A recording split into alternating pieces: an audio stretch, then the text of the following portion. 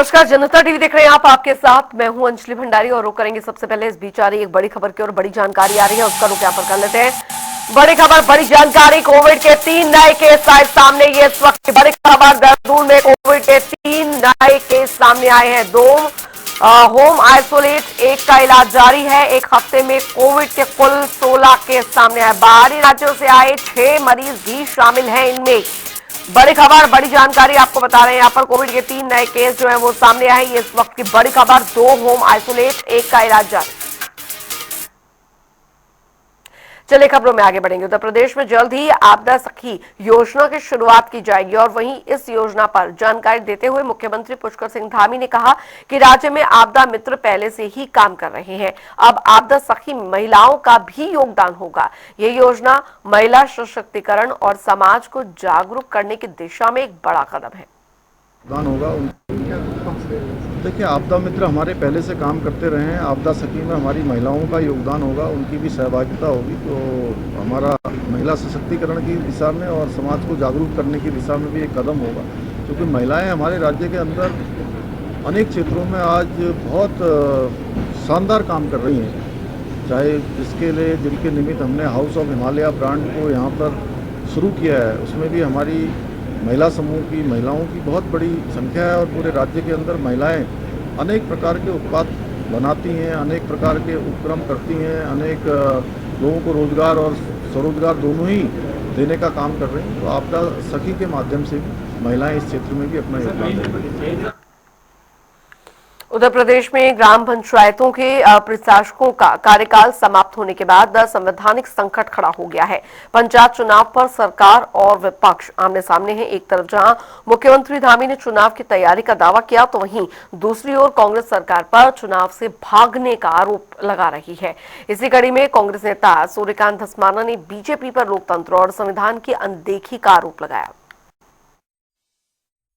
हम तो शुरू से कह रहे थे कि भारतीय जनता पार्टी की सरकार चुनाव कराने से डर रही है। चुनाव ये कराना नहीं चाहते। इनका बस चले तो पंचायत क्या, निकाय क्या, विधानसभा क्या, लोकसभा क्या, ये देश के अंदर चुनाव ही ना कराए। ये चाहते हैं केवल इनका राज रहे।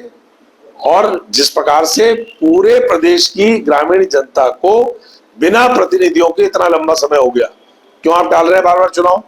क्या मुसीबत है? क्या आपका चुनाव आयोग राज्य का वो चुनाव कराने में सक्षम नहीं है? क्या पंचायती राज विभाग आपका प्रदेश का वो डिफंक्ट हो गया है? प्रदेश के अंदर क्या स्थिति है कि आप प्रशासक पे प्रशासक और उसका कार्यकाल बढ़ाने का काम लगातार कर रहे हैं। अब आप प्रस्ताव ले आए नया कैबिनेट में और उसके बाद आप ऐसी व्यवस्था कर रहे हैं जिससे कि अध्यादेश ला करके उनको 1 साल तक कार्यकाल बढ़ा, मतलब कमाल है। 73वें और 74वें अमेंडमेंट का भी सम्मान आप नहीं कर रहे हो। आप कार्यकाल बढ़ा ही नहीं सकते और उसके लिए आप अध्यादेश ला रहे हैं, उसके बाद आप विधानसभा में प्रस्ताव लाएंगे। तो मैंने बताया आपको कि इनका बस चले तो चुनाव करवाए ही ना। उधर आपको बता दें कि हल्द्वानी में कांग्रेस की जय हिंद रैली चर्चा का विषय बन गई है, जब मंच से पूर्व विधायक और हरीश रावत के सलाहकार रणजीत रावत ने अपने ही नेताओं पर कटाक्ष कर डाला। दरअसल उन्होंने कहा कि सिर्फ बयानबाजी और पहाड़ी उत्पादों का सोशल मीडिया पर प्रचार कांग्रेस को फायदा नहीं देगा, बल्कि जनहित के मुद्दों को लेकर सड़क पर उतरना होगा। उनके बयान पर बीजेपी ने चुटकी ली, जबकि कांग्रेस खुद असहज नजर आई। पार्टी के प्रदेश उपाध्यक्ष सूर्यकांत धस्माना ने स्वीकार किया कि मंच से ऐसी टिप्पणी नहीं होनी चाहिए। हालांकि उन्होंने रैली को सफल बताया। मुकाबला करने की जरूरत है और वो तभी होगा जब हम सड़क पर निकलेंगे, हम प्रेस कॉन्फ्रेंस कर लें, हम बंद हॉलों में बैठ करके बयान दे दें, हम सोशल मीडिया पे कुछ डाल दें। मन की बात, तन की बात, काफल की बात या हिसालों की बात, उससे कुछ नहीं होने वाला है। सड़क में निकल करके संघर्ष करना पड़ेगा। मैं कहना चाहता हूं अपने प्रदेश अध्यक्ष करण मेहरा जी से, अपने राष्ट्रीय नेतृत्व से कि आइए आप अगुवाई कीजिए, हम संसाधन जुटाएंगे, हम सड़कों पर निकलेंगे। चाहे आप 1 किलोमीटर से लेके 1000 किलोमीटर, 5000 किलोमीटर, जितना कहे हम चलने को तैयार हैं। दिन रात संघर्ष करने को तैयार है। कांग्रेस का एक एक कार्यकर्ता संघर्ष करने को तैयार है। बस शर्त एक है कि जो हमारे नेता राहुल गांधी ने हमें सड़क का रास्ता दिखाया है भारत जोड़ो यात्रा से या न्याय यात्रा से। रास्ता हमें वही पकड़ना है। संघर्ष जब तक हम सड़क पर नहीं करेंगे, लोगों के मुद्दे को लेकर के सड़क पर नहीं जाएंगे, तब तक तस्वीर बदलने वाली नहीं है। जय हिंद, जय भारत। देखिए, मैं कभी भी किन्हीं व्यक्तिगत मामलों में और व्यक्तिगत टिप्पणियों पे मैं टिप्पणी नहीं करता। कुल मिलाकर के जो हमारी जय हिंद रैली थी वो सफल रही। अब नेताओं का आपस में छोटा मोटा जो मतभेद है, ये मैं इस बात को निश्चित तौर पे स्वीकार करता हूँ कि सार्वजनिक मंचों पर एक दूसरे के ऊपर टिप्पणियाँ नहीं होनी चाहिए। उधर हरियाणा के पूर्व कैबिनेट मंत्री करतार सिंह भटाना के नेतृत्व में मंगलौर गुड मंडी से दरअसल विशाल तिरंगा यात्रा निकाली गई। बता दें आपको कि ऑपरेशन सिंदूर की सफलता और भारतीय सेना के शौर्य को सलाम करने के उद्देश्य से आयोजित इस यात्रा में हजारों बीजेपी कार्यकर्ता शामिल हुए। वहीं तिरंगा हाथों में लेकर भारत माता की जय और भारतीय सेना जिंदाबाद के नारे से माहौल गूंज उठा। इसी को लेकर करतार सिंह भटाना ने कहा कि ऑपरेशन सिंदूर भारतीय इतिहास का सबसे बड़ा और सफल सैन्य अभियान है। 2027 में वे मंगलौर विधानसभा से चुनाव लड़ेंगे और देश हित को हमेशा सर्वोपरि रखेंगे। क्या कहेंगे? जोश खरोश प्रदेश के प्रति सबका ही है। मेरी तो खैर अब जोश की उम्र नहीं है, लेकिन मेरे देश की उम्र जोश के लिए है। आज तिरंगा यात्रा निकाल रहे हैं जी, क्या लक्ष्य रहेगा? लक्ष्य यही है कि उन वीरों के सम्मान में और जो वीरों ने कर्तव्य दिखाए हैं उनके सम्मान में जो है आज हमारी बहनों का जो सिंदूर दुश्मनों ने छीना था, उनको उसका जवाब मिल गया 11 मिनट में, और आगे करेंगे तो 1 मिनट में ही मिलेगा जवाब। आज ये यात्रा कहाँ से कहाँ तक निकाली जाएगी? यात्रा जो है पेट्रोल पंप से लेके और जो अपना चौक है अगला, उससे लेके जो हमारा पीछे इलेक्शन में दफ्तर था उसमें। कहीं ना कहीं 2027 की तैयारी भी है इसमें। अब यही है कि कोई भी जो है ना देश के लिए काम करो, अपनों के लिए काम करो, उसमें लोग लगा लेते हैं कि इसका कोई स्वार्थ तो होगा, क्यों कर रहा है। लेकिन मैं स्वार्थ के लिए नहीं करता, वो तो मैं पहले ही कह चुका हूँ कि मैं अगर लड़ूंगा तो सिर्फ मंगलौर, बाकी कहीं नहीं लड़ूंगा। ये तो मैं पहले ही कह चुका हूँ।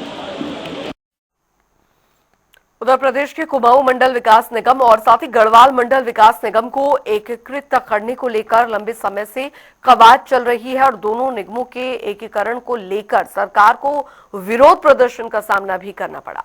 अब एक बार फिर से दोनों निगमों के एकीकरण को लेकर पर्यटन मंत्री सतपाल महाराज ने स्थिति स्पष्ट करते हुए कहा कि राज्य सरकार इस दिशा में काम कर रही है और हम सभी से सहयोग की अपील करते हैं।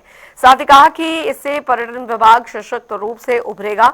साथ ही ये भी कहा कि अक्सर देखने में आता है कि जो पर्यटक कुमाऊं मंडल से गढ़वाल मंडल निगम के क्षेत्रों में अपनी व्यवस्था बनाने की बात करते हैं तो उनकी समस्या का समाधान नहीं हो पाता।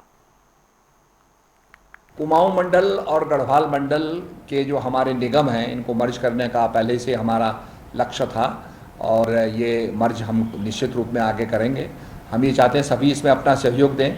इसके बाद जो है एक टूरिज्म डिपार्टमेंट जो है सशक्त रूप से उभरेगा, क्योंकि अक्सर लोग ये कहते हैं, बहुत से लोग जो कुमाऊं मंडल के पास आते हैं और वो कहते हैं साहब हमको बद्रीनाथ जाना है, तो वो बताते हैं कि साहब आपकी हम मदद नहीं कर पाएंगे क्योंकि बद्रीनाथ हमारे कुमाऊं मंडल के नीचे नहीं आता है। तो इसलिए मैं समझता हूं कि एक टूरिज्म का एक डिपार्टमेंट हो, मजबूत डिपार्टमेंट हो, तो हम लोगों की सेवा अच्छी तरह से कर पाएंगे। वहीं आपको बता दें कि मॉनसून सीजन को लेकर पीडब्ल्यूडी विभाग ने अपनी कमर कस ली है और पीडब्ल्यूडी सचिव डॉक्टर पंकज कुमार पांडे ने इस पर जानकारी देते हुए बताया कि मॉनसून सीजन से पहले की सभी तैयारियां पूरी हो चुकी हैं। जैसे ही मॉनसून सीजन शुरू होगा सभी अधिकारियों को अलर्ट कर दिया जाएगा। देखिए, बारिश में पहाड़ों में हमेशा ही कुछ ना कुछ प्रॉब्लम होती है, बट हम लोग तैयार हैं, मेंटली भी प्रिपेयर्ड हैं कि अगर बारिश ज्यादा भी होगी तो कैसे उसको हैंडल करेंगे। चारधाम यात्रा का पूरा जो रूट है, मेरे द्वारा स्वयं 2 बार पूरे रोड का इंस्पेक्शन किया गया है, सारी एजेंसी के साथ मीटिंग की गई है और हमारा एसओपी बना हुआ है, जो हम बारिश जब भी मानसून अनाउंस होता है कि इस डेट से आ रहा है, उससे पहले उसको हम एक्टिवेट कर देते हैं। हर एक जगह जो नोन जगह है जहाँ पे लैंडस्लाइड होता है, रोड बंद होती है, उस पे कितना वहाँ पे इश्यूज हैं, उसके हिसाब से 1 मशीन, 2 मशीन, 3 मशीन हमेशा प्लेस की जाती हैं। कौन कौन इंचार्ज होगा हमारा अधिकारी कर्मचारी, उसका भी हम लोग डिटेल बनाते हैं और वेबसाइट पे हमारे रहता है, सारे डीएम्स के साथ, पुलिस के साथ, सबके साथ रहता है। ऑल्टरनेटिव रूट्स क्या होंगे अगर कोई रोड कहीं पे बंद हो रहा है, मेन रोड हमारा, उसका डिटेल हम लोग डालते हैं वेबसाइट पे और सर्कुलेट करते हैं, मीडिया को भी देते हैं। तो एसओपी के हिसाब से हम लोग काम करते हैं। कोई नया इवेंट अगर कहीं पे होता है, उसको कैसे हैंडल करेंगे, उसके बारे में पूरा हम लोग करते हैं। और फंड भी रिलीज होता है, डिजास्टर मैनेजमेंट से पैसा मिलता है, हम लोग पैसा देते हैं। जो बेली ब्रिज वगैरह हैं, जो नई मशीनें होती हैं, वो भी हम लोग स्टॉक में अपने स्टोर वगैरह में रखते हैं कि अगर जरूरत पड़ती है तो मोबिलाइज कर सकते हैं। तो पूरा एसओपी है, उसके हिसाब से हम लोग काम करते हैं। जो भी मानसून में इश्यूज आएंगे उसको हम लोग टेकअप करने के लिए पूरी तरीके से तैयार है। उधर मोदी सरकार के 11 साल पूरे होने पर बीजेपी प्रदेश में बड़े कार्यक्रम आयोजन करने की तैयारी कर रही है और वहीं इस पर जानकारी देते हुए बीजेपी प्रदेश प्रवक्ता मधु भट्ट का कहना है कि प्रधानमंत्री नरेंद्र मोदी के 11 साल बेमिसाल के तहत कार्यक्रम का आयोजन किया जाएगा और इस दौरान प्रदेश में जगह जगह केंद्र सरकार की उपलब्धियों को लेकर चर्चा की जाएगी। माननीय प्रधानमंत्री जी के कुशल नेतृत्व में जिस प्रकार से ऐतिहासिक कार्य हुए हैं और वसुधैव कुटुंबकम की भावना से संपूर्ण विश्व एक सूत्र में बांधने का जो उन्होंने प्रयास किया है, माननीय प्रधानमंत्री जी के कार्यकाल के अनेकों ऐसे ऐतिहासिक कार्य हैं, उनकी उपलब्धियां हैं, उसको लेकर बिल्कुल हम जनता के बीच में अनेकों जो हमारी जो विकास की योजनाएं हैं उनको लेकर जनता के बीच में जाएंगे और अनेकों कार्यक्रम के माध्यम से जो एक सेवा सुशासन की जो भावना होती है, सबका साथ सबका विकास और सबका विश्वास के साथ लेकर हम पूरे भारतवर्ष में पूरे अनेकों जगह हम जो है संपूर्ण एक सूत्र में पिरोने का जो माननीय प्रधानमंत्री जी ने जो कार्य किया पूरे विश्व को लेकर, उसमें योजनाओं को लेकर हम कार्यक्रम करेंगे जनता के बीच में और सेवा के भाव से बहुत सारी जो हमारी योजनाएं हैं उनके विकास को लेकर अनेकों जो और आगामी योजनाएं बनने जा रही हैं उसको लेकर भी हम जनता के बीच में जाएंगे। उधर आपको बता दें कि उत्तराखंड में मौसम ने करवट ली है और बीती रात से कई इलाकों में बारिश हो रही है। मौसम विभाग ने 4 जून तक प्रदेश के लिए अलर्ट जारी किया है और इसी को लेकर मौसम वैज्ञानिक रोहित थपलियाल ने बताया कि देहरादून, टिहरी, रुद्रप्रयाग और पौड़ी जैसे पर्वतीय क्षेत्रों में भारी वर्षा की संभावना है और 3 और 4 जून को प्रदेश भर में भारी बारिश के साथ गरज और आकाशीय बिजली गिरने की भी चेतावनी दी गई है। 5 जून के बाद बारिश की तीव्रता में कमी आएगी। देखिए, अभी जो एक्टिविटी है उसमें थंडरस्टॉर्म के साथ जो है रेन और लाइटनिंग की एक्टिविटी हो रही है, तो जो यात्रा कर रहे हैं लोग तो उनको ध्यान देना चाहिए कि जब थंडरस्टॉर्म एक्टिविटी हो रही है तो उस समय जो है वो रुक जाएं, सेफ स्थानों पर रहें।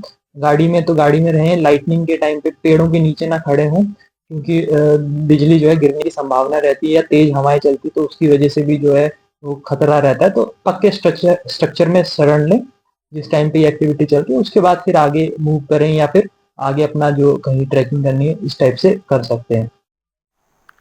उधर उत्तराखंड में मौसम करवट ले रहा है और भीषण गर्मी के बीच अब बारिश होने से जनता को काफी राहत मिल रही है। आपको बता दें तो वहीं इस बार मॉनसून 1 हफ्ते पहले आने की संभावना जताई जा रही है, जिसको लेकर आपदा प्रबंधन विभाग अपनी तैयारियों में जुटा हुआ है। इस पर जानकारी देते हुए आपदा प्रबंधन विभाग के सचिव विनोद कुमार सुमन ने बताया कि अभी तक 150 करोड़ रुपए स्वीकृत कर दिया गया है और करीब 150 करोड़ राशि स्वीकृत करने की फाइल गनीमत यहां पर है, जो कि 57 दिनों में हो जाएगी। और साथ ही साथ वहीं राहत बचाव कार्य के लिए हर जनपद में निर्देश दिए गए हैं कि हर एक जनपद में हर तहसील के लिए टीम बनेगी जो आपदा आने पर अपने आप एक्टिव हो जाएगी। मैडम, बताना चाहता हूं कि अभी तक हमने करीब 150 करोड़ रुपया स्वीकृत कर दिया है। करीब 150 करोड़ रुपया स्वीकृत करने की हमारी अभी फाइलें हमारी गतिमान है, वो हम अगले 5 से 7 दिन में कर लेंगे। और जो राहत बचाव की बात कर रही हैं उसके लिए निर्देश चले गए हैं जनपदों को कि हर एक जनपद में हर तहसील के लिए पृथक से टीम बनेगी। जब भी आपदा आएगी वो टीम अपने आप एक्टिवेट हो जाएगी। उस टीम में इंजीनियरिंग विभाग के लोग, लेखा के लोग, जिला प्रशासन के लोग, विकासखंड के लोग, ग्राम विकास के लोग, पीडब्ल्यूडी के, बिजली के, पानी के सब लोग रहेंगे। जहाँ भी आपदा आएगी टीम अपने आप जाके वहाँ पे सर्वे करेगी, क्या नुकसान हुआ देखेगी, जो आवश्यक सुविधाएं हैं उसको बहाल करेगी और बहाल करने के साथ साथ जो अहेतुक सहायता हम वितरित करते हैं उस अहेतुक सहायता वितरित करने के लिए रिपोर्ट बना के लाएगी और पैसे सेंक्शन करा के विदिन 2-3 डेज सबको बांटेगी। इसका नमूना बताना चाहूँगा कि पिछली बार करीब 21,000 लोग प्रभावित थे उधम सिंह नगर में। एक सप्ताह के भीतर हम लोगों ने अहेतुक सहायता 21,000 लोगों को इसी मॉडल के आधार पर आके वितरित किया था। तो उसमें बिल्कुल विलम्ब नहीं होगा, इसको इंश्योर कर रहे हैं हम। और चलिए ब्रेक करेंगे 2 मिनट में 10 बड़ी खबरों की और फटाफट अंदाज में। देहरादून में कोविड के बढ़ते मामलों को लेकर स्वास्थ्य विभाग अलर्ट। चारधाम यात्रा को देखते हुए की गई आइसोलेशन वार्ड, ऑक्सीजन प्लांट और मॉक ड्रिल की तैयारियां। लोगों से की सतर्क रहने की अपील। मसूरी में अहिल्याबाई होलकर की 300वीं जयंती पर संगोष्ठी का आयोजन। बीजेपी मंडल ने किया आयोजन, कई प्रसिद्ध इतिहासकारों ने की शिरकत। हरिद्वार में एक कबाड़ से गोदाम में लगी भीषण आग लगने से आसपास मची अफरा तफरी। कड़ी मशक्कत के बाद फायर ब्रिगेड की टीम ने आग पर पाया काबू।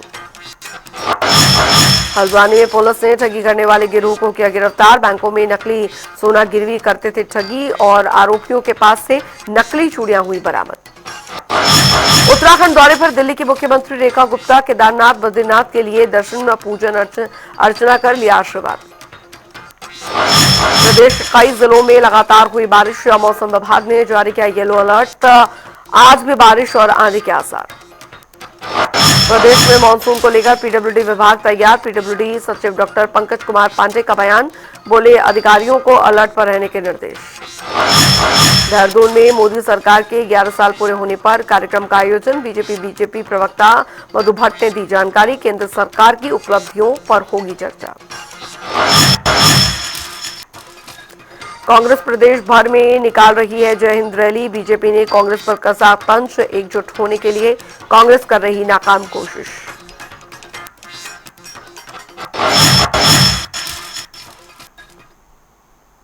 बढ़ेंगे आगे। उधर हल्द्वानी के बनभूलपुरा में फर्जी मृत्यु प्रमाण पत्र घोटाला उजागर हुआ है। शिकायत के मुताबिक हत्या के आरोपी को मृत दिखाकर प्रमाण पत्र जारी किया गया था, जिसके बाद नगर निगम की शिकायत पर पुलिस ने एफआईआर दर्ज कर ली है।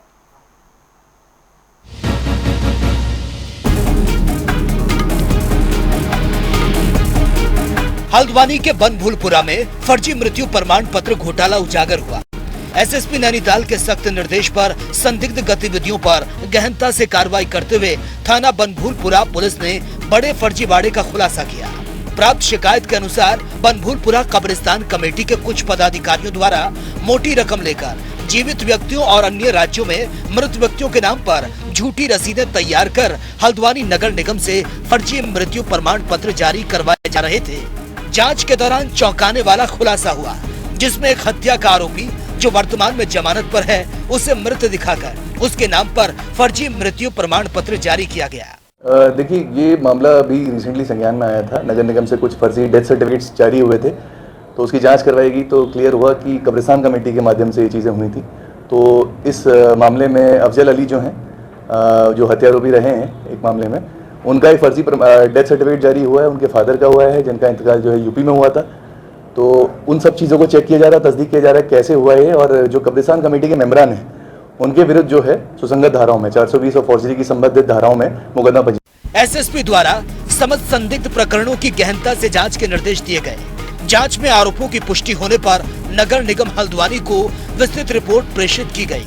इस मामले में नगर स्वास्थ्य अधिकारी द्वारा दी गई लिखित तहरीर के आधार पर कब्रिस्तान कमेटी के पदाधिकारी इकबाल अंसारी, उसके बेटे तनवीर अहमद और अन्य के विरुद्ध थाना बनभूलपुरा में एफआईआर पंजीकृत की गई। आदरणीय मुख्यमंत्री जी से भी, प्रशासन से, शासन से, सभी से निवेदन किया था कि हल्द्वानी शहर में जो लोग भी रह रहे हैं या जो आ रहे हैं बाहर से, उन सबका सत्यापन होना चाहिए। और मैं माननीय मुख्यमंत्री जी आपके माध्यम से धन्यवाद भी करता हूँ, उन्होंने इस बात को सुना भी। और आप देख रहे होंगे कि हल्द्वानी शहर में सत्यापन चल रहा है और उसी के कारण, उस सत्यापन के कारण ही ये सारी चीज़ें निकल कर आ रही हैं। मैं लगातार इस बात को कहते आ रहा हूँ कि हल्द्वानी में बहुत सारे जो बाहर से लोग हैं, जो क्रिमिनल हैं, क्राइम कर हल्द्वानी को उन्होंने ये समझिए मुसाफिर खाना जैसा बना दिया हल्द्वानी को। उन सब का आप देख भी रहे होंगे, तथ्य के साथ मैं कह रहा हूँ कि जब से सत्यापन प्रारंभ हुआ है, मैं समझता हूँ कि 8 से 10 हज़ार लोग जो आपको इधर उधर सड़कों पे दिखते होंगे वो कम हो गए हैं। उत्तराखंड में चलाए जा रहे सत्यापन अभियान के दौरान फर्जी प्रमाण पत्र, फर्जी आधार कार्ड, फर्जी मृत्यु प्रमाण पत्र और फर्जी रजिस्ट्री आदि के मामले संज्ञान में आ रहे हैं। अब इन मामलों में पुलिस द्वारा गंभीरता से जांच की जा रही है, जिससे कि इस फर्जीवाड़े पर अंकुश लग सके और आरोपियों को सख्त से सख्त सजा मिल सके। हल्द्वानी से जनता टीवी के लिए संजय प्रसाद की रिपोर्ट। इसी के साथ देवभूमि उत्तराखंड की खबरों में अभी के लिए फिलहाल इतना ही। वक्त एक छोटे से ब्रेक का।